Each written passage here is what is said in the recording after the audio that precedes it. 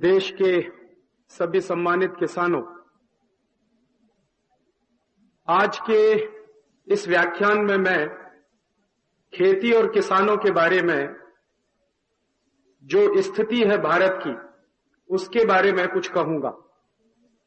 भारत की खेती, भारत के किसान आज किस स्थिति में है, आज से 200 साल पहले भारत के किसान, भारत की खेती किस हालत में थी, उन दोनों का तुलनात्मक विश्लेषण आज के इस व्याख्यान में मैं करने की कोशिश करूंगा।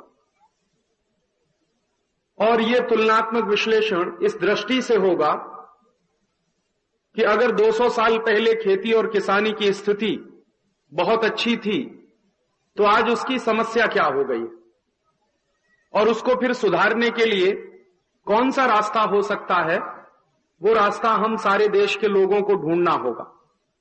उस दृष्टि से आज के इस व्याख्यान में खेती और किसानों के विषय को मैंने शामिल करने की कोशिश की है।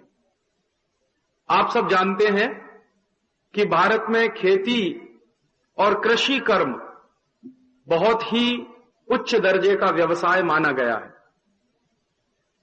और भारतीय समाज में कृषि कर्म और किसानों के लिए खेती करना ये बहुत केंद्र बिंदु रहा है। ऐसा कहा जाए कि भारतीय समाज कृषि आधारित अर्थव्यवस्था पर टिका हुआ है, तो ये ठीक ही है। और जो समाज कृषि आधारित अर्थव्यवस्था पर टिका होता है, उस समाज की अपनी कुछ खास तरह की प्राथमिकताएं होती हैं, खास तरह की जरूरतें होती हैं। भारत का समाज पिछले हजारों साल से कृषि कर्म को पूरे केंद्र में मानकर चलता रहा है, तो इसलिए भारत का समाज कुछ विशिष्ट तरह का समाज है। और हमारे यहां कृषि की जो प्रधानता रही है, उसके पीछे एक तथ्य यह भी है कि भारतीय मौसम और जलवायु कृषि के काफी अनुकूल है, खेती के बहुत अनुकूल है। यहां जो मौसम है बहुत सातत्य वाला है। जैसे उदाहरण के लिए, आज सूरज निकला है तो कल भी निकलेगा, परसों भी निकलेगा, 3 महीने बाद भी निकलेगा, 3 साल बाद भी निकलेगा, 30 साल बाद भी निकलेगा, 300 साल बाद भी निकलेगा, 3000 साल भी हो जाएंगे तो भी निकलेगा। माने सूरज के निकलने में कहीं कोई कमी नहीं आने वाली भारतीय जलवायु में। लेकिन यूरोप में यह बात सच नहीं है। यूरोप में आज सूरज निकला है, कल नहीं भी निकलेगा। यूरोप में कल सूरज निकला है, हो सकता है 9 महीने तक लगातार सूरज नहीं निकलेगा, क्योंकि यूरोप के देशों में सामान्य रूप से साल में सिर्फ 3 महीने ही धूप निकलती, बाकी 9 महीने तो वहां धूप निकलती ही नहीं है, सूर्य के दर्शन ही नहीं होते। तो जितना सातत्य भारत की जलवायु में है, भारत के मौसम में है, उतना सातत्य यूरोप में नहीं है। उसी के साथ साथ भारत की जो भूमि है, भारत की जो मिट्टी है खेत की, वो बहुत नरम है। यूरोप के खेतों की मिट्टी नरम नहीं है, बहुत कठोर है। तो जिन देशों के खेत की मिट्टी बहुत कठोर होती है, वहां कृषि प्रधान व्यवस्था संभव नहीं होती है। और आप जानते हैं कि खेती के लिए मिट्टी का नरम होना बहुत जरूरी है। इसलिए भारत में कृषि कर्म बहुत प्राधान्य रहा। भारत का कृषि कर्म केंद्र बिंदु रहा पूरे समाज का। तो उसका सबसे बड़ा कारण है कि यहां की जलवायु बहुत अच्छी है, यहां की खेती की मिट्टी बहुत अच्छी है। दूसरा, यहां के लोगों को मौसम, जलवायु और मिट्टी से जुड़े हुए जितने कारक हैं, उनका बहुत अच्छा ज्ञान है। अगर यह कहा जाए कि भारत का किसान बहुत विद्वान आदमी है, तो इसमें कोई शक नहीं है। वो जानता है कि बारिश कब होने वाली है, किसान को मालूम होता है गर्मी कब पड़ने वाली है, किसान को यह भी मालूम होता है कि सर्दी का समय जो आने वाला है वो कब आने वाला है, और किसान उसके हिसाब से अपनी खेती की चर्या को बदल लेता है। बारिश में क्या करना है, गर्मी में क्या करना है, सर्दियों में क्या करना है, ये सब बातें सामान्य रूप से इस देश का हर किसान जानता है। और इसीलिए मैं उसको कहता हूं कि उसको अपने जीवन को चलाए रखने के लिए जो जरूरी कारक हैं, उनका बहुत अच्छा ज्ञान है। तो एक तो जीवन का ज्ञान है, दूसरा मौसम और जलवायु का ज्ञान है, तीसरा मिट्टी बहुत अच्छी है, चौथा यहां की जो जलवायु है समशीतोष्ण है, ना तो बहुत गर्मी है, ना तो बहुत सर्दी है, ना तो बहुत बारिश है।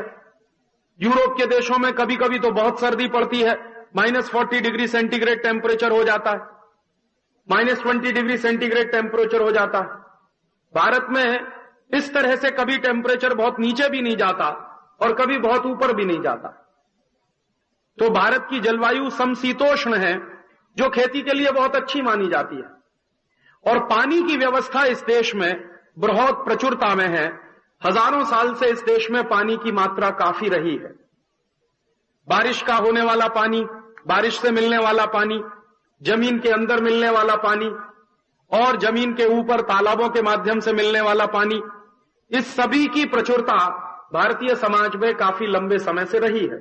इसलिए भारत की खेती बहुत उन्नत रही है और भारत का किसान भी बहुत उन्नत रहा है। तो भारत की खेती और भारत के किसान के उन्नत होने के पीछे जो सबसे प्रमुख कारणों में से एक कारण है, एक तो जलवायु की सातत्य, मौसम का सातत्य, मौसम का लगातार निरंतर रूप से प्रवाहित होना, पानी की उपलब्धता बहुत अच्छी मात्रा में होना और खेती की जमीन बहुत अच्छी नरम होना। ये तीन बड़े कारक हैं जिसके लिए भारतीय खेती और भारतीय कृषि कर्म बहुत उन्नत रहा है। और इतने उन्नत कृषि कर्म के बारे में अगर कभी अंदाजा लगाना हो कि किस तरह की खेती हमारे यहां होती रही है 200 साल पहले, 300 साल पहले, तो मेरे पास कुछ जो दस्तावेज हैं, हमारे यहां एक बहुत बड़े इतिहासकार हैं प्रोफेसर धर्मपाल, उनकी मदद से हम लोगों ने कुछ दस्तावेज इकट्ठे किए हैं लंदन के इंडिया ऑफिस लाइब्रेरी में से, हाउस ऑफ कॉमन्स की लाइब्रेरी में से। वो दस्तावेज ये बताते हैं कि करीब आज से 300 साल पहले भारत की खेती यूरोप के किसी भी देश की खेती से बहुत अच्छी मानी जाती थी। उदाहरण ले लें ब्रिटेन का, इंग्लैंड का। आज से 300 साल पहले इंग्लैंड के 1 एकड़ खेत में जितना अनाज पैदा होता था, आज से 300 साल पहले भारत के 1 एकड़ खेत में उसका 3 गुना ज्यादा अनाज पैदा होता था। उदाहरण से अगर समझना चाहें तो ऐसे समझें कि भारत के 1 एकड़ खेत में अगर 300 साल पहले 50 क्विंटल अनाज पैदा होता था, तो इंग्लैंड के 1 एकड़ खेत में मुश्किल से 15-16 क्विंटल अनाज पैदा होता था। तो ब्रिटेन से 3 गुना ज्यादा उत्पादन भारत के खेतों का रहा है आज से 300 साल पहले। और भारत की उन्नत जिस तरह से खेती रही है, ठीक उसी तरह की उन्नत खेती चीन की भी रही है। चीन की खेती का उत्पादन भी लगभग इसी तरह का रहा है जो भारत की खेती में रहा है। दुनिया में 2 ही ऐसे देश माने जाते हैं जिनकी खेती पिछले हजारों साल से बहुत उन्नत रही है, जिनके किसान पिछले हजारों साल से बहुत उन्नत रहे। चीन और भारत की खेती के उन्नत होने का एक दस्तावेज है और एक प्रमाण है जो ये बताता है कि लगभग 1750 के करीब भारत और चीन का, दोनों देशों का मिलाकर कुल उत्पादन सारी दुनिया के कुल उत्पादन का 70% होता था। माने पूरी दुनिया में जितना अनाज पैदा हो रहा है, पूरी दुनिया में जितना अनाज के साथ साथ दूसरे सामान पैदा हो रहे हैं, उद्योगों की मदद से जो सामान पैदा हो रहे हैं, खेती की मदद से जो सामान पैदा हो रहे हैं, उनका कुल उत्पादन पूरी दुनिया में जितना था, उस कुल उत्पादन का 70% उत्पादन सिर्फ भारत और चीन का होता था। तो आप अंदाजा लगा सकते हैं कि पूरी दुनिया के सकल उत्पादन का 70% उत्पादन आज से करीब 250-300 साल पहले भारत और चीन का होता था। तो इन दोनों की खेती और खेती से जुड़े हुए उद्योगों की स्थिति कितनी उन्नत रही होगी। सन 1820 तक जब अंग्रेजों का शासन भारत में शुरू हो गया, 1760 से अंग्रेजों का शासन भारत में शुरू माना जाता है, तो 1760 के बाद लगातार अंग्रेजों ने भारत की खेती पर ऐसे कानून लगाए, ऐसे अंकुश लगाए कि लगातार भारत की खेती बर्बाद होती चली गई। तो भी 1760 के बाद सन 1820 के साल तक अंग्रेजों ने भारत की खेती को काफी नुकसान की स्थिति में पहुंचा दिया अपने कानूनों की मदद से, तो भी भारत की खेती पूरी दुनिया में, भारत और चीन की खेती का कुल उत्पादन और खेती से जुड़े हुए उद्योगों का उत्पादन पूरी दुनिया में लगभग 60% के आसपास रहा है। तो इस बात से अंदाजा लगता है कि कितनी उन्नत खेती और खेती से जुड़े हुए उद्योग रहे होंगे इस देश में। इसके अलावा खेती और किसानों से जुड़े हुए लोगों की समृद्धि बहुत रही है इस देश में। इस देश में आज से 200-300 साल पहले तक सबसे ज्यादा समृद्धशाली वर्ग इस देश का किसान ही माना जाता रहा। आज से 200-300 साल पहले तक की स्थिति यह है कि समाज का सबसे ज्यादा पैसे वाला वर्ग किसान ही माना जाता रहा है और समाज में सबसे अच्छा कर्म खेती का माना जाता रहा है। एक कहावत इस देश में कही जाती है, उत्तम खेती मध्यम बान, करे चाकरी कुकर निदान। उत्तम खेती माने खेती सबसे महत्वपूर्ण व्यवसाय है, मध्यम बान माने बिजनेस है, जो व्यापार है वो दूसरे नंबर पर है, और करे चाकरी कुकर निदान माने नौकरी करना तो कुत्ते की जीवन बिताने जैसा माना जाता है भारतीय समाज में। तो खेती सबसे उन्नत व्यवसाय रहा, दूसरे नंबर पर व्यापार रहा है और तीसरे नंबर पर नौकरी चाकरी मानी जाती है। यह स्थिति इस देश में आज से 200, 250, 300 साल पहले तक की है, जब अंग्रेज भारत में आए हैं और सरकार बनाकर उन्होंने भारत में राज्य करना शुरू किया है। तब तक इस देश में खेती की उन्नति और खेती की स्थिति बहुत अच्छी है।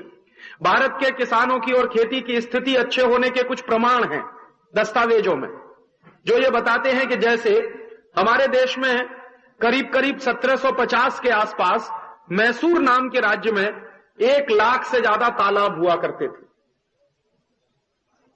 हिंदुस्तान में आजादी के पहले करीब 7.5 लाख गांव होते थे और औसत इस बात का निकलता है दस्तावेजों के आंकड़ों के अनुसार कि इस देश का कोई भी गांव ऐसा नहीं जिसमें तालाब ना होता हो। और आंकड़े तो ये बताते हैं कि बहुत सारे गांव इस देश में ऐसे रहे हैं जहां 1 से ज्यादा तालाब एक ही गांव में रहे हैं। तो 7.5 लाख गांव का देश था भारत आजादी के पहले, और करीब करीब हर गांव में एक तालाब की व्यवस्था थी। तो लगभग 7.5 लाख तालाब पूरे देश में रहे होंगे, इससे ज्यादा भी हो सकते, क्योंकि कुछ गांवों में 1 से ज्यादा तालाब होने की व्यवस्था है। तो तालाब बहुत बड़ी संख्या में रहे हैं, कुएं बहुत बड़ी संख्या में रहे हैं, बावड़ियां बहुत बड़ी संख्या में रही हैं। बारिश के होने वाली एक एक बूंद को हिंदुस्तान में पूंजी की तरह से बचाने की परंपरा रही है।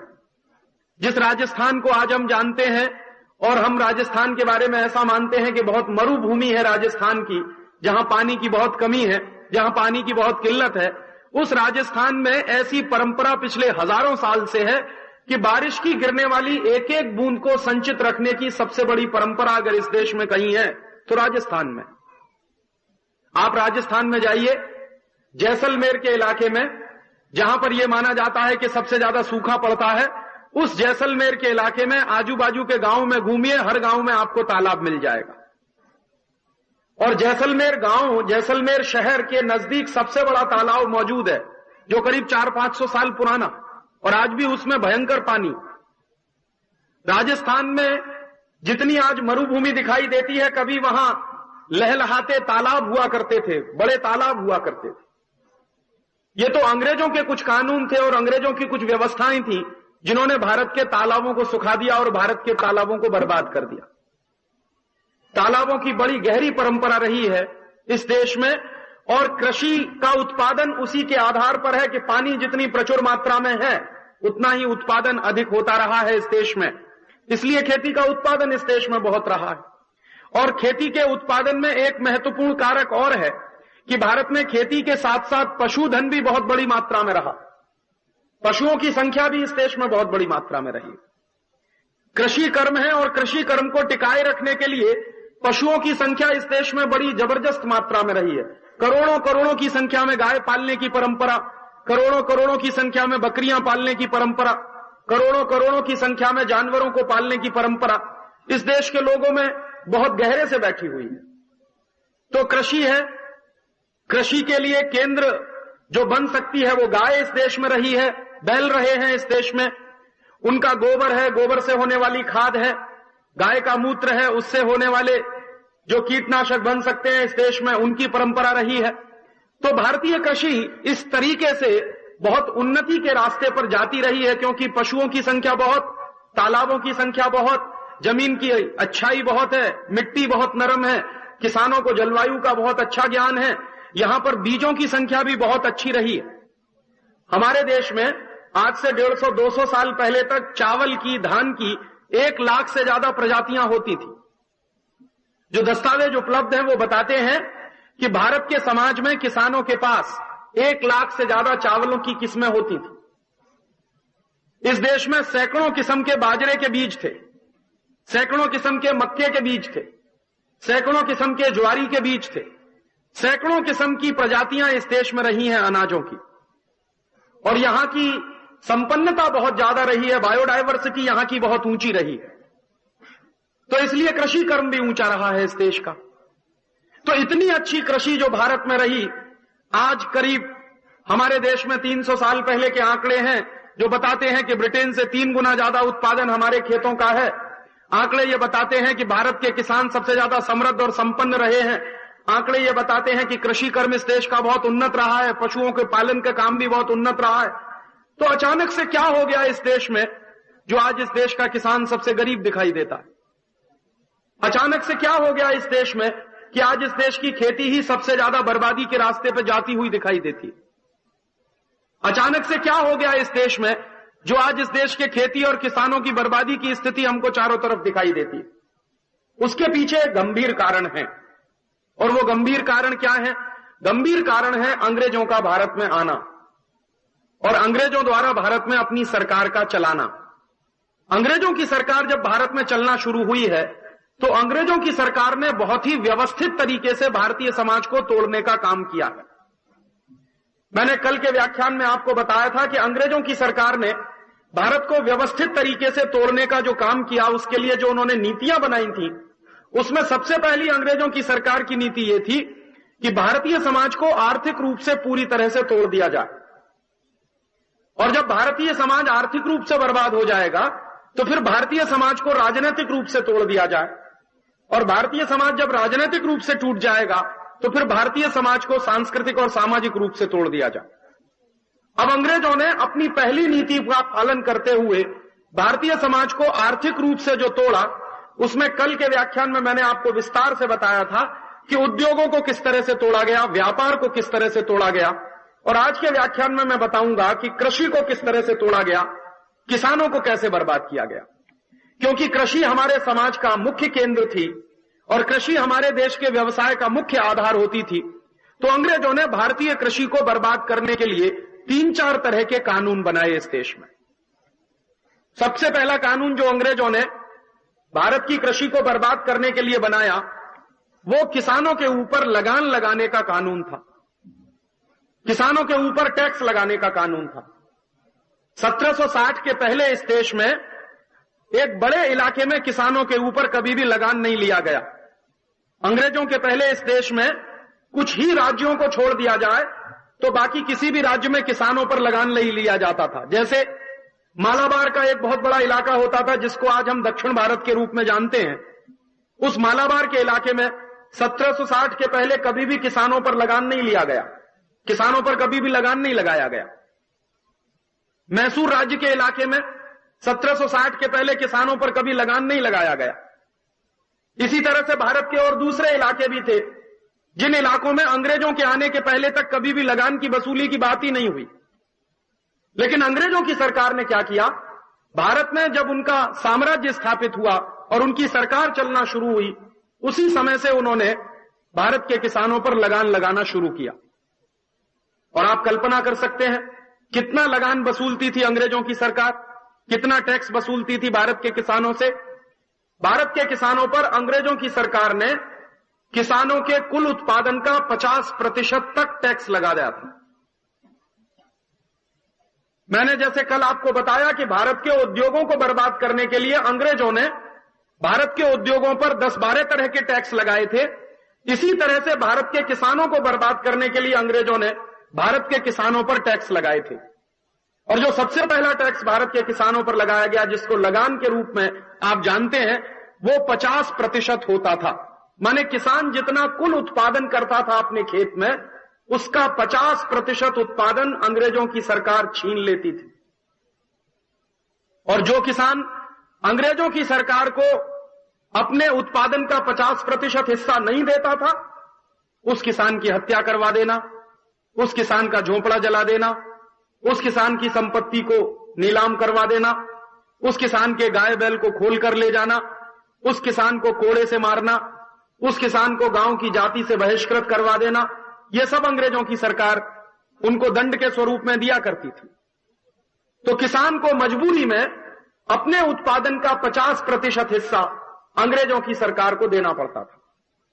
और मैंने आपको बताया कि जो किसान नहीं देते थे उनको गोली मार दी जाती थी, जो किसान नहीं देते थे उनको कोड़े मारे जाते थे, जो किसान नहीं देते थे उनके घर जला दिए जाते थे, जो किसान इस तरह से लगान नहीं देते थे अंग्रेजों की सरकार को, उनको गांव से बहिष्कृत करवाया जाता था। इस तरह के अत्याचार अंग्रेजों की सरकार किसानों पर करती थी। तो एक तो अंग्रेजों की सरकार ने भारत के किसानों को जो बर्बाद किया, उसमें सबसे पहला कारण जो था, उन्होंने भारत के किसानों पर टैक्स लगा दिया, लगान वसूलना शुरू कर दिया, और बड़ी भारी मात्रा में उन्होंने ये टैक्स लगा दिया। 1760 से लेकर लगातार 1890 तक 1900 तक इस तरह का लगान किसानों से वसूला जाता रहा। तो आप सोच सकते हैं, लगातार 100-150 वर्षों तक अगर किसानों से 50% उत्पादन छीन लिया जाए हर साल उनकी खेती का, तो किसान तो बर्बाद होते ही चले जाएंगे। दूसरा क्या काम किया अंग्रेजों की सरकार ने किसानों को बर्बाद करने के लिए? दूसरा काम अंग्रेजों की सरकार ने यह किया किसानों को बर्बाद करने के लिए कि किसानों की जो जमीनें होती थी, जो खेत होते थे, उनको बेचने का एक सिलसिला शुरू करवा दिया इस देश में। आप जानते हैं, अंग्रेजों के आने के पहले तक भारत में जमीन बेची नहीं जाती थी। खेत इस देश में कभी बेचने की वस्तु नहीं रहा। किसान की जमीन उसको अपनी मां की तरह से मानता है किसान। और किसान इस देश में ये कहते रहे हैं कि जिस तरह से मां का सौदा नहीं हो सकता, इसी तरह से जमीन कभी खरीदी बेची नहीं जाती। और भारत का किसान जो खेती करता रहा है, उस खेती को करने के पीछे उसके मन में जो धारणा रही है वो ये कि ये खेती तो ईश्वर की दी हुई है, ये जमीन तो ईश्वर की दी हुई है, ईश्वर की बनाई गई प्रकृति से ये जमीन मुझको मिली है, इसलिए इस जमीन को बेचने का अधिकार मुझको नहीं है। तो किसान कभी जमीन को बेचता नहीं था इस देश में। इस देश में जमीन नहीं बेची जाती थी कभी भी। इस देश में दूध नहीं बेचा जाता था कभी भी। इस देश में दूध से उत्पन्न होने वाली तमाम दूसरी चीजें कभी नहीं बेची जाती थी। उसको पाप माना जाता था भारतीय समाज में, भारतीय सभ्यता में।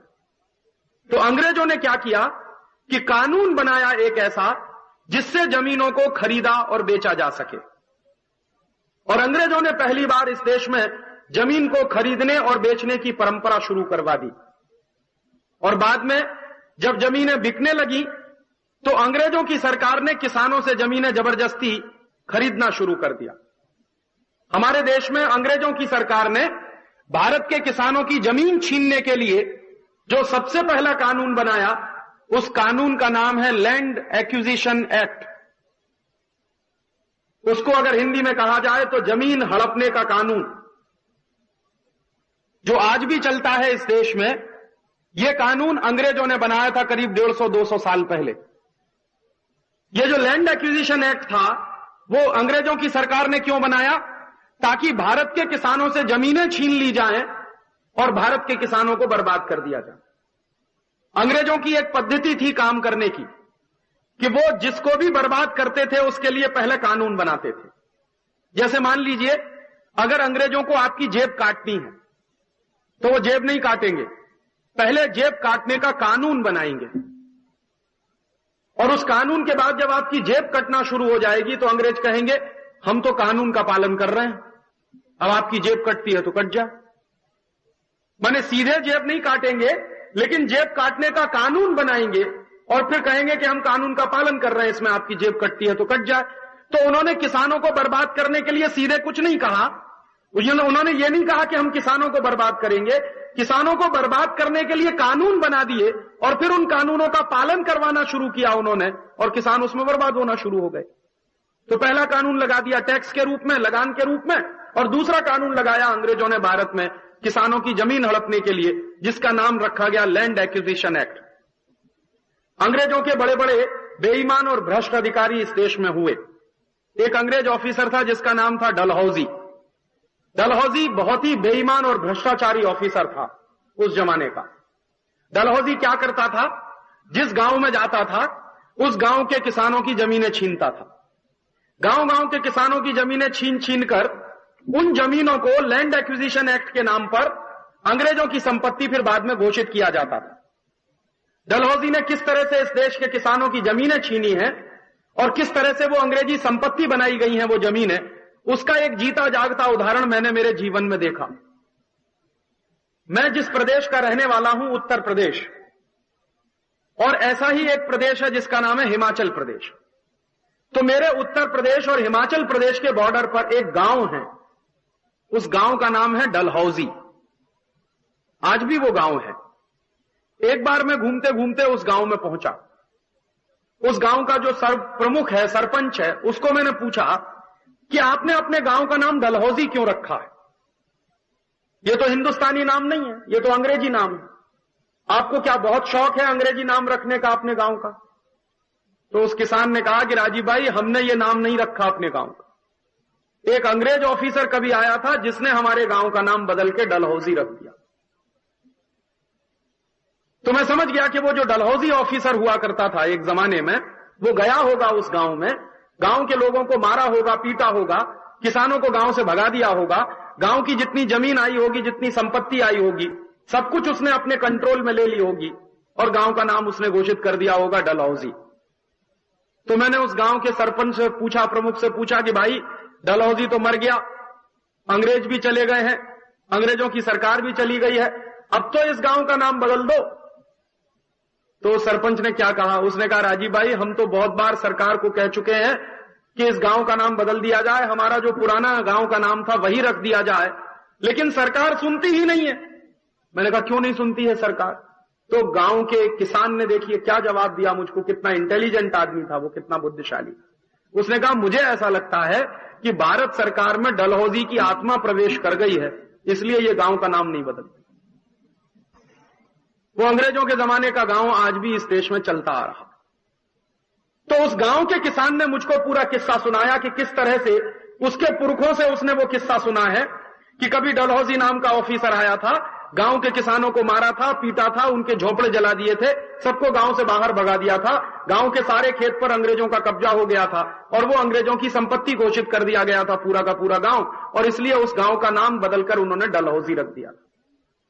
इस तरह से भारत के किसानों को अंग्रेजों ने बर्बाद किया, जमीन हड़प कर और जमीन हड़पने का कानून बनाकर। एक तीसरा तरीका और अपनाया भारत के किसानों को अंग्रेजों ने बर्बाद करने का।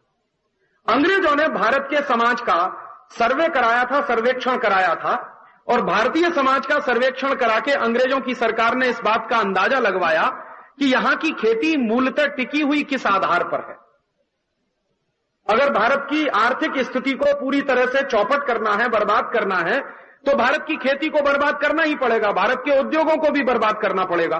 तो भारत की खेती को बर्बाद करने के लिए अंग्रेजों ने पहले सर्वे कराया कि भारत की खेती को कैसे बर्बाद किया जाए। तो अंग्रेजों ने जब सर्वेक्षण करा लिया तो उनको एक बार यह पता चला कि भारत का किसान जो खेती करता है उसका केंद्र बिंदु है गाय और उसका केंद्र बिंदु है बैल। गाय के बछड़े होते हैं, बछड़े बैल बनते हैं, बैलों से खेत जोता जाता है, फिर गाय दूध देती है, किसान दूध पीता है, उसमें से शक्ति आती है तो खेत में मेहनत करता है। गाय गोबर देती है, उस गोबर का खाद बनाता है, खाद को खेत में डालता है और खेत की शक्ति बढ़ाता है। गाय मूत्र देती है, मूत्र को किसान कीटनाशक को मारने के रूप में प्रयोग में लाता है। तो गाय जो है वो भारतीय कृषि व्यवस्था के केंद्र में है, ये अंग्रेजों की सरकार को पता चल गया। सर्वेक्षण करा के उन्होंने पता कर लिया कि गाय जो है भारत की अर्थव्यवस्था के केंद्र में है। तो अंग्रेजों ने एक कानून और बना दिया कि भारत में गाय का कत्ल करवाओ। तो 1760 में इस देश में अंग्रेजों के आदेश पर गाय का कत्ल होना शुरू हो गया। कुछ लोगों को ऐसा लगता है और वो लोग कहते भी हैं कि राजीव भाई, अंग्रेजों से पहले भी तो जो मुसलमान राजा थे वो भी तो गाय का कत्ल करवाते थे। मैं आपको जानकारी देना यह चाहता हूं कि एक दो अंग्रेजी राजाओं को छोड़कर, एक दो मुसलमान राजाओं को छोड़कर भारत में किसी भी राजा ने गाय का कत्ल नहीं करवाया। मुसलमानों ने, मुसलमानों के राजाओं के जमाने में तो भारत में ऐसा कानून रहा है कि जो गाय का कत्ल करे उसको फांसी की सजा दे दी जाए। ये अंग्रेज थे जिन्होंने गाय का कत्ल करवाने के लिए व्यवस्थित रूप से एक कानून बना दिया, और 1760 से भारत में गाय का कत्ल करवाना अंग्रेजों ने शुरू किया। गाय का कत्ल करवाते थे तो अंग्रेजों को दो फायदे होते थे। एक तो भारत के किसान का जो सबसे बड़ा पशुधन था गाय, वो खत्म होता था।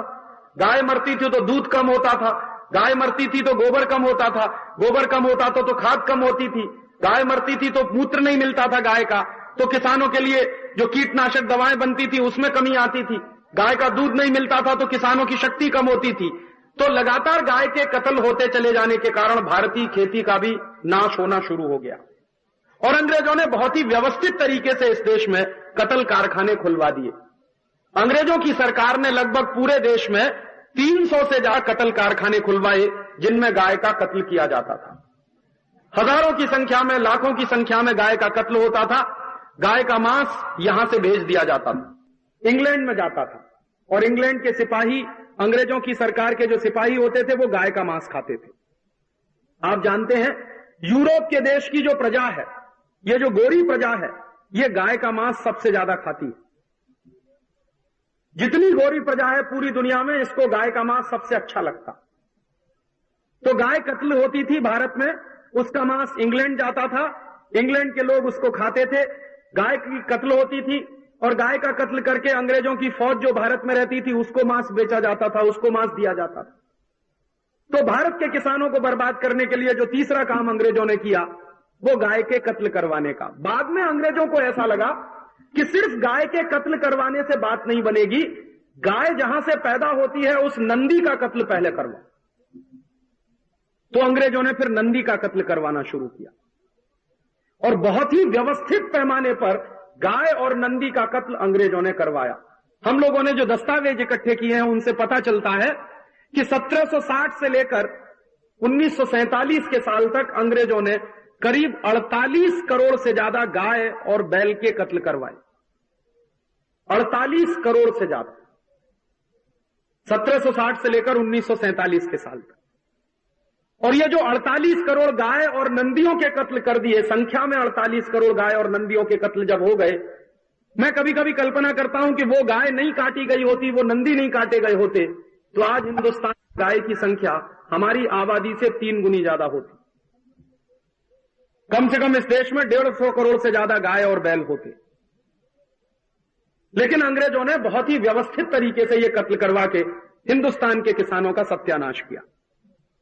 फिर उसके बाद अंग्रेजों ने हिंदुस्तान के किसानों का सत्यानाश करने के लिए एक चौथा काम किया, और वो चौथा काम उन्होंने क्या किया कि इस देश के किसानों की जो क्रय शक्ति थी उसको कम करवाओ। माने किसान जो खेती करता है, खेती के साथ साथ कुछ और भी उद्योग कर सकता है, पशुपालन का काम कर सकता है, दूसरे कई काम कर सकता है, और उससे उसकी जो क्रय शक्ति बढ़ती है, उसकी समृद्धि बढ़ती है, उसकी संपत्ति बढ़ती है, उसको कम करवाओ। तो अंग्रेजों ने कृषि और पशुपालन दोनों को अलग अलग करवा दिया। पहले खेती के साथ पशुपालन बिल्कुल जुड़ा हुआ था, लेकिन अंग्रेजों ने फिर नीति ऐसी बनाई कि कृषि अलग हो गई और पशुपालन बिल्कुल एक अलग तरह की बात हो गई। और अंग्रेजों ने फिर भारतीय समाज में एक एक करके उन जातियों पर अत्याचार करने शुरू किए जो जातियां सबसे ज्यादा पशुपालन करती थीं। हमारे समाज में जिन जातियों को हम पिछड़ी जातियां कहते हैं, नीचे दर्जे की जातियां कहते हैं, वास्तव में ये भारत के समाज की रीढ़ की हड्डी रही। यही जातियां रही हैं जिनके पास सबसे ज्यादा हुनर रहा है, सबसे ज्यादा कौशल रहा है। यही जातियां रही हैं जिनके पास सबसे बड़ी टेक्नोलॉजी रही है, और यही जातियां रही हैं जिनके पास सबसे ज्यादा हुनर और कौशल इस बात का रहा है कि पशुओं की समृद्धि कैसे कराई जाए और पशुओं की संख्या कैसे बढ़ाई जाए। तो अंग्रेजों ने हमारे देश की ऐसी जातियों पर अत्याचार करने शुरू किए जो जातियां हमारे देश में पशुपालन के काम में लगी हुई थी, और धीरे धीरे पशुओं की संख्या एक तरफ तो गाय का कत्ल करवा के कम कर दी, दूसरी तरफ हमारे देश में जो पशुपालन करने वाली जातियां थी उनको अंग्रेजों ने इतना बुरी तरह से प्रताड़ित किया, अत्याचार किए उन सबके ऊपर कानून बनाकर, कि धीरे धीरे पशुपालन का काम वो लोग छोड़ते चले गए और विस्थापित होते चले गए। इस तरह से अंग्रेजों ने भारत के किसानों को व्यवस्थित रूप से बर्बाद करने का काम शुरू किया। और ये बर्बादी कितनी आई? 1760 से लेकर 1850 के साल तक या 1860 के साल तक हिंदुस्तान की खेती बुरी तरह से चौपट हो गई, किसान बुरी तरह से बर्बाद हो गए। और मात्र 100 साल के अंदर में हिंदुस्तान के किसानों की गरीबी दिखाई देने लगी, दारिद्र्य इस देश में दिखाई देने लगा, कंगाली इस देश में दिखाई देने लगी। और जिस तरह से किसानों की बर्बादी की अंग्रेजों ने, उसी बर्बादी के कारण फिर इस देश में भूखमरी आई और अकाल पड़ना शुरू हुए। हमारे देश में अंग्रेजों के जमाने में जितने अकाल पड़े हैं, उनमें से 1 या 2 अकाल को अगर छोड़ दिया जाए तो बाकी सब अकाल अंग्रेजों की नीतियों के कारण पड़े, मौसम के कारण नहीं पड़े। हम लोगों को कई बार यह गलतफहमी हो जाती है कि बारिश नहीं हुई होगी, सूखा पड़ गया होगा, इसलिए अकाल पड़ा होगा।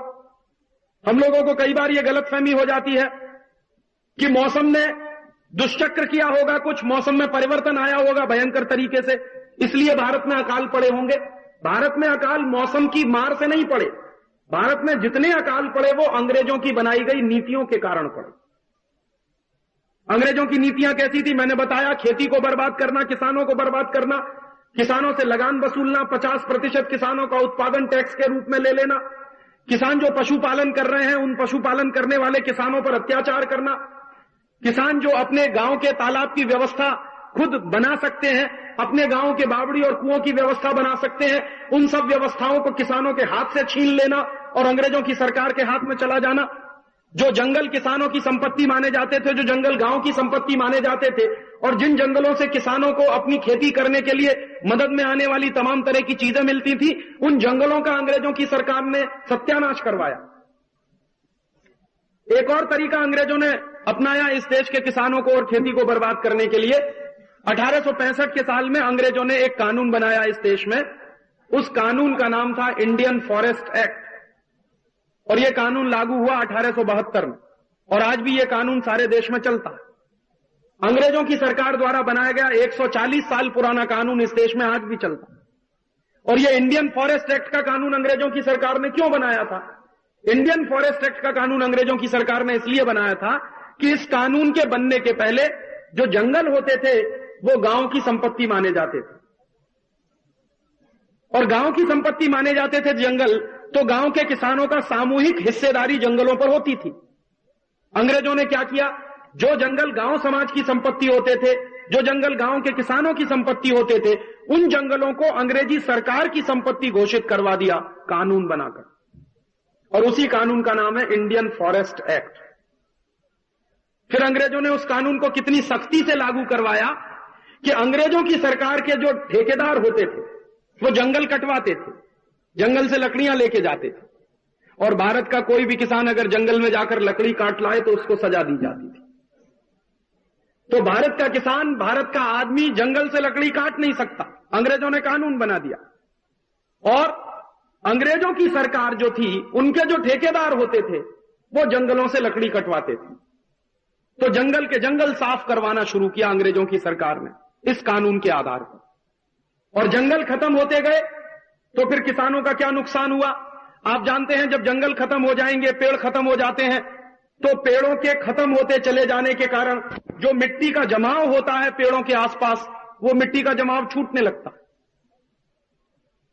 और मिट्टी का जमाव जब छूटने लगता है तो वो मिट्टी बहने लगती है, और मिट्टी बहने लगती है तो नदियों में जाती है, नालों में जाती है, नहरों में चली जाती है, और मिट्टी बह बहकर जब नदियों में बढ़ती चली जाती है तो नदियों का स्तर ऊंचा होता चला जाता है, नदियों की गहराई कम होती चली जाती है।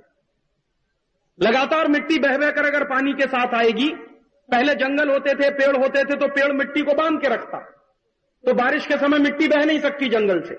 लेकिन पेड़ काट लिए जाएंगे तो पेड़ों के आसपास जो जमा की हुई मिट्टी है वो बहना शुरू हो जाएगी, और वो मिट्टी पानी के साथ बहकर नदियों में जाएगी, और नदियों में जाएगी तो नदियों का जो स्तर है, नदियों की गहराई है, वो कम होती चली जाएगी, नदियों में मिट्टी बैठती चली जाएगी, तो पानी कम आएगा नदियों में, और पानी कम आएगा तो बाढ़ आएगी फिर, और बाढ़ आएगी तो किसानों की फसल चौपट होगी।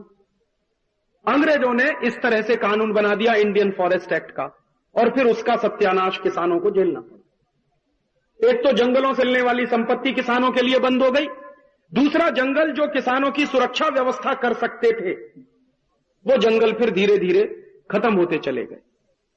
तो अंग्रेजों ने कई तरीके से भारत के किसान और खेती को बर्बाद करने के काम किए, कई तरह के कानून बनाकर भारत की खेती और किसानों को बर्बाद करने के काम किए। एक काम और किया अंग्रेजों की सरकार ने कि किसान जो कुछ भी अनाज पैदा करता था अपने खेत में, उसका मूल्य अंग्रेजों की सरकार तय करती थी।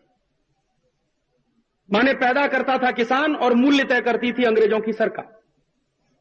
तो बड़ी मंडियां होती थी, बड़े हाट लगते थे, बड़ी पैंठ लगती थी जिसमें किसान अपना अनाज बेचने के लिए इकट्ठे होते थे। तो अंग्रेजों का बड़ा ऑफिसर जाता था और उस मंडी में जाकर अनाज का दाम तय करके आता था। ये अनाज इस दाम पर बिकेगा, ये अनाज इस दाम पर बिकेगा, ये अनाज इस दाम पर बिकेगा। माने मेहनत किसान करता था और अनाज का दाम अंग्रेज तय करते थे। और जानबूझकर अंग्रेजों की सरकार किसानों की मेहनत से पैदा किए गए अनाज का दाम इस तरीके से तय करती थी कि किसानों को ज्यादा कुछ मिलने ना पाए,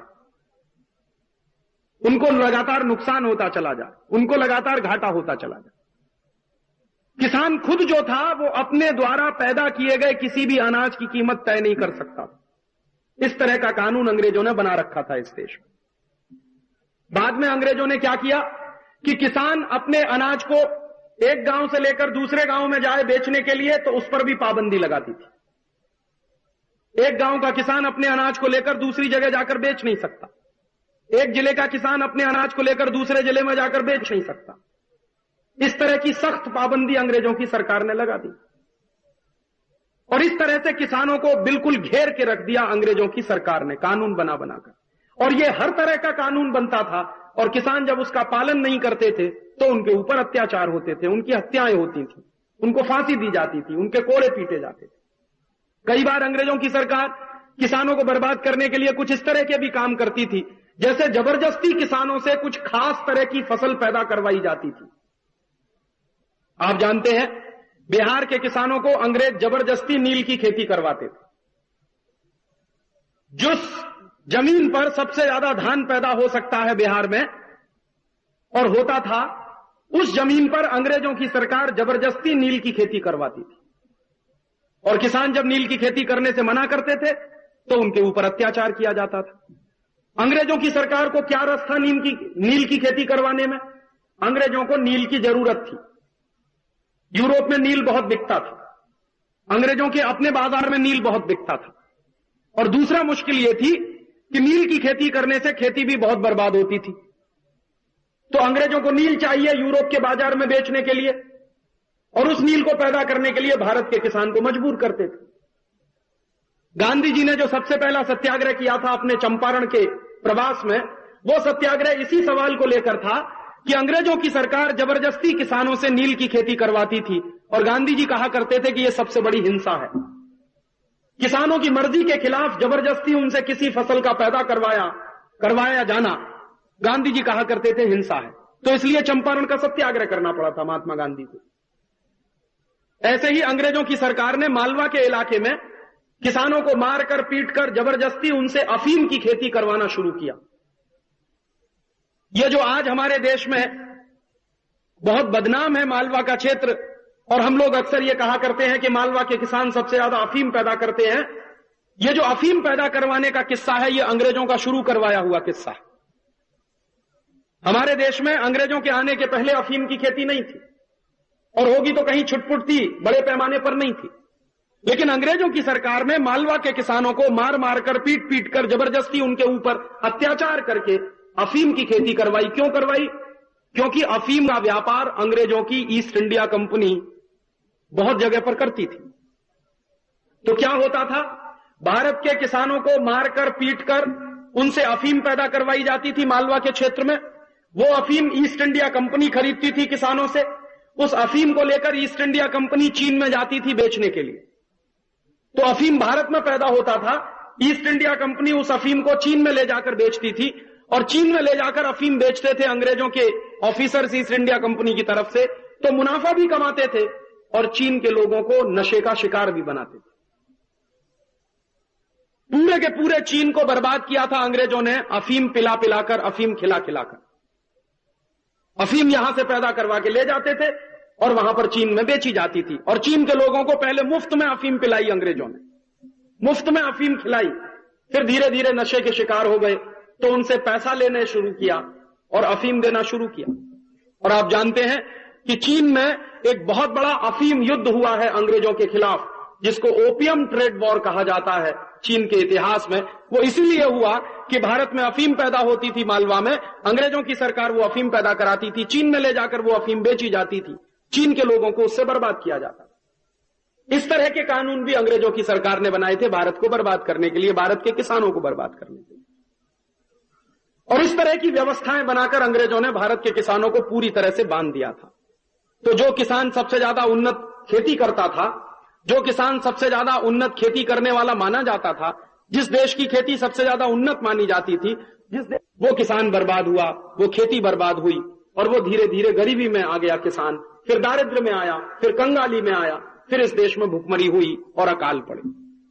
और जब अकाल पड़ते थे तो हिंदुस्तान के लाखों लाखों लोग भूख से मर जाते, और अंग्रेजों की सरकार के लिए वो बहुत सुविधा की बात मानी जाती थी। अंग्रेजों की सरकार को लगता था कि जितने लोग इस देश में मरते जाएं भूख से, उतना ही अंग्रेजों की सरकार को लोगों को कंट्रोल करने में, लोगों को गुलाम बनाकर रखने में सुविधा होगी। तो अकाल जब पड़ते थे, महामारियां जब होती थी, भूख से लोग जब मरते थे, तो अंग्रेजों की सरकार उसके लिए कोई कदम नहीं उठाती थी।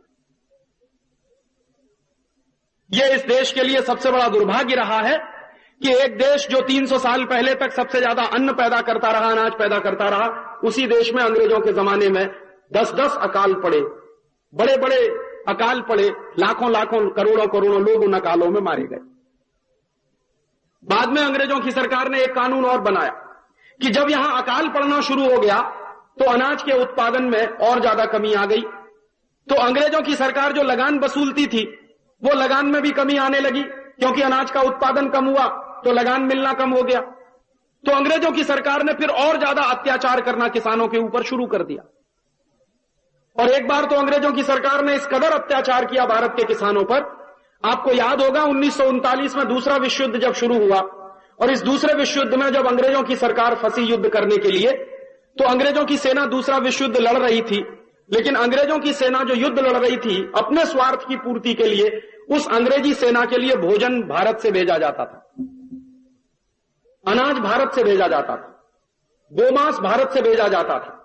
अंग्रेजों की फौज लड़ रही थी दूसरे विश्व युद्ध में, और दूसरे विश्व युद्ध का कुल खर्चा भारत के किसानों को बर्दाश्त करना पड़ता था। तो दूसरे विश्व युद्ध के समय में अंग्रेजों की सरकार ने एक तो किसानों पर टैक्स और बढ़ा दिया था, लगान और ज्यादा लगा दिया था, भारत के उद्योगों पर टैक्स बढ़ा दिया था, भारत के उद्योगों पर ज्यादा से ज्यादा भारत के उद्योगों से रेवेन्यू कलेक्शन हो सके युद्ध के लिए, ऐसी व्यवस्थाएं बनाई थी। और दूसरी तरफ भारत का भोजन, भारत का अनाज, भारत के गाय का कत्ल करने के बाद मांस अंग्रेजों की फौज को मिल सके लगातार, उसकी भी व्यवस्था की थी। और आप जानते हैं कि जब भारत के अन्न, भारत का अनाज अंग्रेजों की फौज को जाने लगा, पहले से ही इस देश में अन्न उत्पादन में काफी कमी आ चुकी थी, फिर जो कुछ बचा हुआ अन्न था वो अंग्रेजों ने यहां से बाहर भेजना शुरू कर दिया, अपने देश में भेजना शुरू कर दिया, तो फिर अनाज की कमी और ज्यादा हो गई। तो अंग्रेजों ने एक कानून और बना दिया, और वो कानून है राशन कार्ड का कानून, जो आज भी इस देश में चल रहा है। आप में से बहुत सारे लोग नहीं जानते कि ये राशन कार्ड क्यों चलाया गया है इस देश में। हम सबके घर में राशन कार्ड तो है, लेकिन वो राशन कार्ड क्यों चलाया था, अंग्रेजों ने क्यों शुरू किया था ये कानून, ये बहुत कम लोग जानते।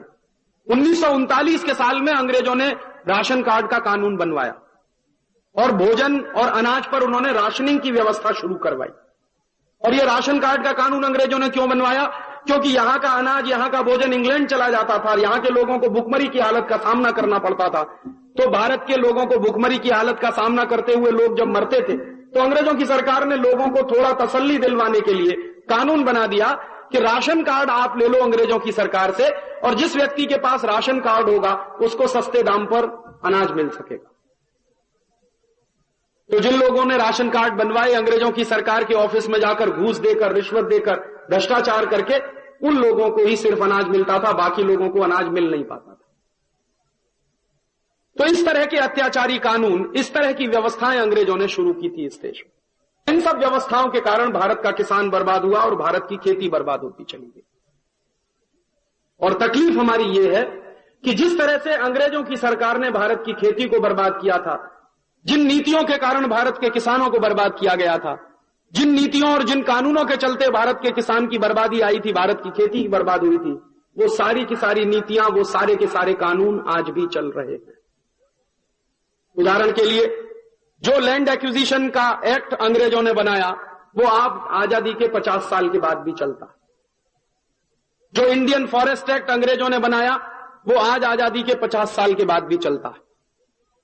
जो कानून अंग्रेजों ने बनाया किसानों के अन्न का दाम तय करने के लिए, किसानों के अनाज का दाम तय करने के लिए, वो कानून इस देश में आज भी चलता है। बस फर्क इतना है कि पहले गोरे अंग्रेज उस कानून को चलाते थे, अब काले अंग्रेज उस कानून को चला रहे। और आज भी इस देश में ठीक उसी तरह से किसानों की जमीनें छीनी जाती है जिस तरीके से अंग्रेजों के जमाने में छीनी जाती थी। अंग्रेजों के जमाने में जमीन कैसे छीनी जाती थी? एक कलेक्टर नाम का ऑफिसर अंग्रेजों ने बनाया सन 1860 में। एक कानून बनाया अंग्रेजों ने, इंडियन सिविल सर्विसेज एक्ट, और उस इंडियन सिविल सर्विसेज एक्ट के नाम पर कलेक्टर नाम की पोस्ट बनाई। और उस कलेक्टर को यह अधिकार दिया गया कि वो गांव-गांव के किसानों को मार पीट कर उनके ऊपर अत्याचार करके रेवेन्यू वसूले, लगान वसूले। और रेवेन्यू कलेक्ट करने का जो काम करता था ऑफिसर, उसको कलेक्टर कहते थे अंग्रेज। तो वो कानून बना दिया उन्होंने। और गांव-गांव में कलेक्टर क्या करता था कि जब किसान लगान नहीं दे पाता था तो उसकी जमीन कुर्क कर लेता था, उसकी संपत्ति कुर्क कर लेता था, उसके लिए एक नोटिस देता था किसान को, और उसकी संपत्ति जब्त कर ली जाती थी। तो जिस तरह से संपत्ति जब्त की जाती थी किसान की और उनकी जमीन छीन ली जाती थी, ठीक उसी तरह से आज भी इस देश में होता है। अब क्या होता है, कलेक्टर कभी नोटिस देता है, गांव के किसान की जमीन छीन ली जाती है, वो किसान को यह अधिकार भी नहीं होता है कि वो अपनी जमीन के बारे में कहीं कोई केस लड़ सके, जिरह कर सके, क्योंकि कानून ऐसा है अंग्रेजों के जमाने का बनाया हुआ कि सरकार इमरजेंसी बताकर किसी भी गांव के किसी भी किसान की कोई भी जमीन छीन सकती। मान लीजिए सरकार को किसी जमीन पर कारखाना बनवाना और गांव का किसान वो जमीन देना नहीं चाहता, तो सरकार जबरदस्ती नोटिस इशू करवाएगी कलेक्टर के माध्यम से, गांव के किसान की वो जमीन छीन ली जाएगी। फिर गांव के किसान को मजबूरी में कुछ पौना दाम देकर जमीन सरकार के नाम लिखवा ली जाएगी। जिस तरह का अत्याचारी कानून अंग्रेज चलाते थे वही आज भी चल रहा। और हिंदुस्तान के किसानों की हजारों एकड़ जमीन हर साल छीनी जाती। पहले हिंदुस्तान के किसानों की जमीन छीनी जाती थी अंग्रेजों के लिए, ईस्ट इंडिया कंपनियों के लिए। अब इस देश के किसानों की जमीन छीनी जाती है बहुराष्ट्रीय कंपनियों के लिए, परदेशी कंपनियों के लिए, विदेशी कंपनियों के लिए। पिछले 7-8 वर्षों से हमारे देश में जो उदारीकरण की नीतियां चल रही हैं, जो जागतिकरण की नीतियां चल रही हैं, उन नीतियों के कारण हजारों एकड़ जमीन महाराष्ट्र के किसानों की छीनी गई, हजारों एकड़ जमीन उत्तर प्रदेश के किसानों की छीनी गई, हजारों एकड़ जमीन तमिलनाडु के किसानों की छीनी गई है, कर्नाटक के किसानों की छीनी गई है, हजारों एकड़ जमीन गुजरात के किसानों की छीनी गई है, आंध्र प्रदेश के किसानों की छीनी गई है, पंजाब के किसानों की छीनी गई है, हरियाणा के किसानों की छीनी गई है। हर साल हजारों एकड़ जमीन गांव के किसानों से छीन कर परदेशी कंपनियों को बेच दी जाती है, और उस जमीन पर बड़े बड़े परदेशी कंपनियों के कारखाने लगते हैं। कल तक जिस जमीन में धान पैदा होता था, गेहूं पैदा होता था, अब उस जमीन पर कारखाना चलता है। सरकार क्या बोलती है? वो कहती है औद्योगिकीकरण हो रहा, इंडस्ट्रियलाइजेशन हो रहा, और लोग बोलते हैं कि ये बहुत फायदे का काम हो रहा है जो इंडस्ट्रीज बन रही हैं। आप जानते हैं दुनिया में और हमारे देश में कोई भी ऐसी इंडस्ट्री नहीं है जिसमें 100 रुपया लागत के रूप में अगर लगाया जाए तो 100 ही रुपए का उत्पादन हो जाए। हर फैक्ट्री में लागत ज्यादा होती है, उत्पादन कम होता। और भारत सरकार के नीति बनाने वाले लोग किस तरह की बेवकूफी की नीतियां बनाते हैं कि वो इंडस्ट्री को महत्वपूर्ण मानते हैं और खेती को उससे कम मानते हैं। और मेरी मान्यता यह है कि खेती से बड़ी इंडस्ट्री पूरी दुनिया में कोई नहीं, खेती से बड़ा उद्योग पूरी दुनिया में कोई नहीं। आप पूछेंगे वो कैसे? किसान एक गेहूं का बीज डालता है और उस एक गेहूं के बीज के डालने के बाद कम से कम 50-60 गेहूं के दाने लगते हैं जब एक बाल खड़ी होती है। तो एक गेहूं का बीज डाला और उसमें से 50 गेहूं के बीज पैदा किए। बताइए ऐसा कारखाना आपने दुनिया में कहीं देखा? इतना जबरदस्त पूंजी का निर्माण जिस कारखाने में हो सके, ऐसा कारखाना कहीं आपने देखा? मैंने तो जितने कारखाने देखे हैं अपने जीवन में, वहां 100 रुपया डालते हैं तो 70 रुपए का उत्पादन मिलता है, 100 रुपया डालते हैं तो 80 रुपए का उत्पादन मिलता है, 100 रुपया डालते हैं तो 50 रुपए का उत्पादन मिलता है। माने जितनी लागत होती है उससे 50%, 60% ही उत्पादन मिलता है। लेकिन खेती एक ऐसा उद्योग है जिसमें आप 1 रुपए का सामान डालिए तो 100 रुपए का सामान पैदा होगा। तो इतना बड़ा उद्योग है जिसका सत्यानाश अंग्रेजों ने किया था, अब वही सत्यानाश भारत की सरकार कर रही है। और आज भी इस देश में वैसी ही नीतियां चलाई जा रही हैं जो अंग्रेजों के जमाने में चलाई जाती थी। अंग्रेजों के जमाने में किसान अपने अनाज का दाम तय नहीं कर पाता था, आज आजादी के 50 साल के बाद भी किसान अपने अनाज का दाम तय नहीं कर पाता। इस देश में सिर्फ किसान ही एक ऐसा वर्ग है जो अपने द्वारा खेत में पैदा किए गए किसी भी सामान का दाम खुद नहीं तय कर पाता। जितने कारखाने चलते हैं इस देश में, जितने उद्योग चलते हैं पूरे देश में, हर उद्योग और हर कारखाना चलाने वाला आदमी अपने द्वारा पैदा की गई हर वस्तु का दाम खुद तय करता है। लेकिन किसान ही एक ऐसा वर्ग है इस देश में, काश्तकार ही एक ऐसा वर्ग है इस देश में जो अपने द्वारा पैदा किए गए गेहूं का दाम तय नहीं कर पाता, अपने द्वारा पैदा किए गए बाजरे का दाम तय नहीं कर पाता, अपने द्वारा पैदा किए गए धान का दाम तय नहीं कर पाता, अपने द्वारा पैदा किए गए मक्के का दाम तय नहीं कर पाता। कुछ भी चीज जो पैदा करता है किसान, उसका दाम वो खुद नहीं तय कर पाता, सरकार तय करती है। जिस तरह से अंग्रेजों की सरकार करती थी वही काम आज भी होता। जिस तरह से अंग्रेजों की सरकार ने भारत के किसानों पर पाबंदी लगा रखी थी कि एक जिले का माल दूसरे जिले में किसान नहीं ले जाएगा, वैसी ही पाबंदी आज भी है कि एक प्रदेश का पैदा किया हुआ अनाज दूसरे प्रदेश में नहीं जाता, उस पर पाबंदी लगा रखी है सरकार ने। जिस तरह से अंग्रेजों की सरकार किसानों के ऊपर लगान वसूलती थी, टैक्स वसूलती थी, अब उस तरह की चर्चा इस देश में फिर शुरू हो गई है। आजादी के 50 साल के बाद खेती पे लगान तो कुछ कम कर दिए सरकार ने, लेकिन इनडायरेक्ट तरीके से, अप्रत्यक्ष तरीके से किसानों की जेब काटना शुरू कर दिया सरकार। और किसानों की जेब कैसे काटती है सरकार? अगर किसान कपास की खेती करता है और 1 क्विंटल कपास पैदा करने में उसका 2000 रुपया खर्च होता है, तो क्विंटल कपास जब बेचने जाएगा किसान तो सरकार कहेगी 1800 रुपए दाम ले लो, 1900 रुपए दाम ले लो। बहुत अधिक आप उसके साथ, सरकार के साथ झगड़ा करेंगे तो 2000 रुपए क्विंटल का दाम देने को तैयार हो जाएगी। माने जिस कीमत पर आपकी कपास की फसल लग रही है वही कीमत आपको मिलेगी, मुनाफा कुछ नहीं होने देंगे आपको। तो आपकी जेब ही काट रहे हैं ना। या तो टैक्स लगाकर आपकी जेब काटें, या तो लगान वसूल कर आपकी जेब काटें, या फिर आपके ऊपर पाबंदी लगाकर आपके दाम तय करने की नीति सरकार अपने हाथ में ले ले और आपको मुनाफा नहीं होने दे। तो एक तरह का टैक्स ही है ये किसानों के ऊपर। और दूसरा तरीका क्या अपनाया हुआ है सरकार ने कि किसान जो कुछ पैदा करता है और बाजार में जब बेचने जाता है तो उसकी कीमत नहीं मिलती, उसका दाम उसको नहीं मिलता, और किसान जो कुछ बाजार से खरीदता है उसकी कीमतें लगातार बढ़ती चली जाती है।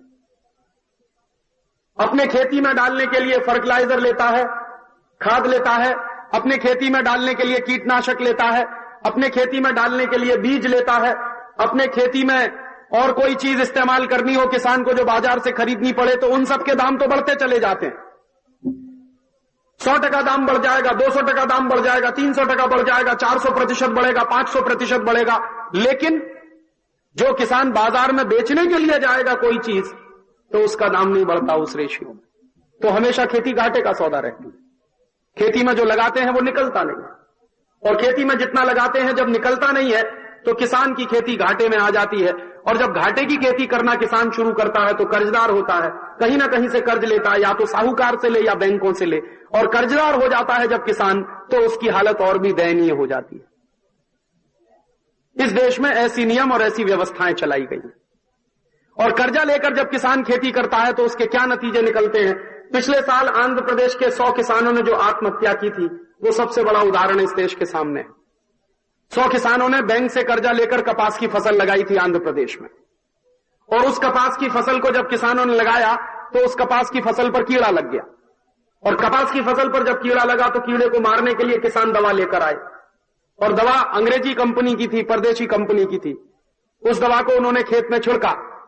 दवा पर जितने निर्देश लिखे हुए थे सब अंग्रेजी में थे, किसान अंग्रेजी पढ़ना जानते नहीं, तो दवा उन्होंने छिड़क दी खेत में, तो जो कपास की फसल बची हुई थी वो भी पूरी तरह से चौपट हो गई। और जब कपास की फसल पूरी तरह से चौपट हो गई तो किसानों के पास कुछ नहीं बचा जो वो बैंकों को कर्जे के रूप में लिया था उसको वापस कर सके।